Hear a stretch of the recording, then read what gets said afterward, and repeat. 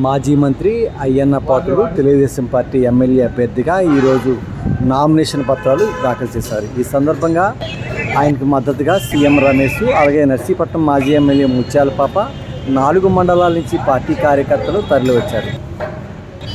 Police అధికారులు, revenue అధికారులు ఏర్పాటు చేసిన నియమ నిబంధనల ప్రకారం ఆ నామినేషన్ దాఖలు చేసే కేంద్రానికి 100 మీటర్ల దూరంలో ఎవరిని రాకుండా ప్రత్యేకమైన ఏర్పాట్లు చేశారు.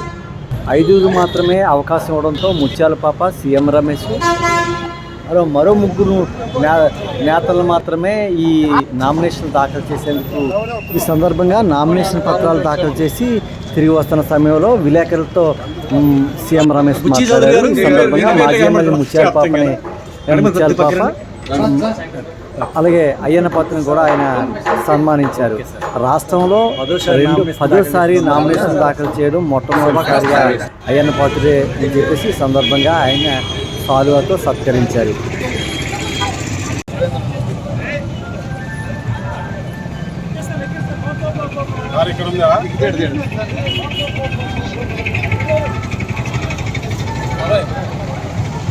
అందరికీ నమస్కారం. ఈరోజు సీనియర్ నాయకులు కూటమి తరఫున తెలుగుదేశం పార్టీ నుంచి అయ్యన్న పాత్రుడు గారు నర్సీపట్నం అసెంబ్లీ అభ్యర్థిగా నామినేషన్ వేయడం జరిగింది. నామినేషన్లో కూడా ఉదయం నుంచి ర్యాలీతో వచ్చి భారీగా బ్రహ్మాండంగా ఆయన చేయడం, ఇది 10వసారి ఆయన నామినేషన్ ఫైల్ చేయడం. రాష్ట్రంలో నాకు తెలిసినంత వరకు ఇప్పుడు 10వసారి కంటిన్యూగా చేయడం. కొంతమందో ఉంటారు. ఆయనకు నిజంగా ఆ అవకాశం దక్కడం చాలా గర్వంగా ఉంది. ఏది ఏమైనా కానీ రాష్ట్రంలో కూటమి ప్రభుత్వం ఏర్పాటు చేయబోతుంది. రోజు రోజుకి ప్రజల్లో ఉండే వ్యతిరేకత బయటకు వస్తుంది. ఇన్ని రోజులు పోలీస్ యంత్రాంగం కానీ లేదంటే కన్నా చిన్న ప్రభుత్వానికి వ్యతిరేకంగా ఉంటే కూడా ఏదో కేసు పెడుతున్నారని చెప్పేసి భయపడి ఉండేవాళ్ళు. ఇప్పుడు ఈ ప్రభుత్వం ఎప్పుడప్పుడు వెళ్ళిపోవాలన్నా, కూటమి ప్రభుత్వం రావాలన్నా, చంద్రబాబు నాయుడు గారు ముఖ్యమంత్రి కావాలన్నా, ప్రధానిగా నరేంద్ర మోడీ కావాలన్నా అనే దీంతో ప్రజలు ఎక్కడ కూడా బ్రహ్మరథం పడుతున్నారు. నేను ఈరోజు ఉదయం అనకాపల్లి నామినేషన్ కూడా చూసుకొని వచ్చాను. అక్కడ పొజిషన్లో కొద్దిసేపు ఉండేసి వచ్చాను.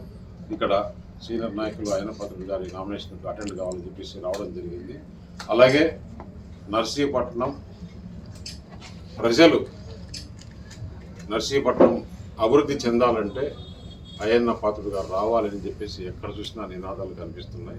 ప్రజలు కూడా ఎక్కడ చూసినా అందరూ కూడా ఫోన్లు చేసి చెప్పడం కానీ, మాట్లాడడం కానీ, సోషల్ మీడియాలో కానీ మనం చూస్తున్నాం. నేను చెప్పేది ఏంటంటే ఇంకా 20 రోజులే ఉంది. కార్యకర్తలందరూ కూడా ఈ 20 రోజుల్లో ప్రతి గ్రామంలో ప్రతి ఓటర్ను కలిసి మొట్టమొదటి ఓటు పార్లమెంటు ఓటు ఇస్తారు.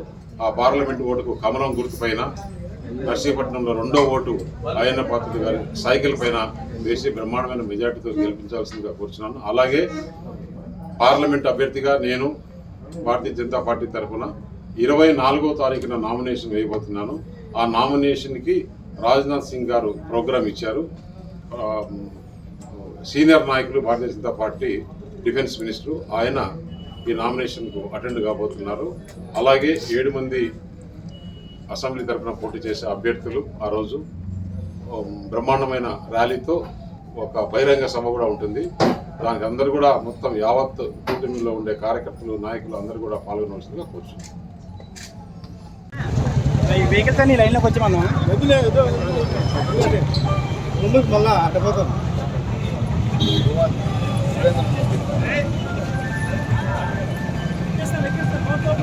కార్యక్రమం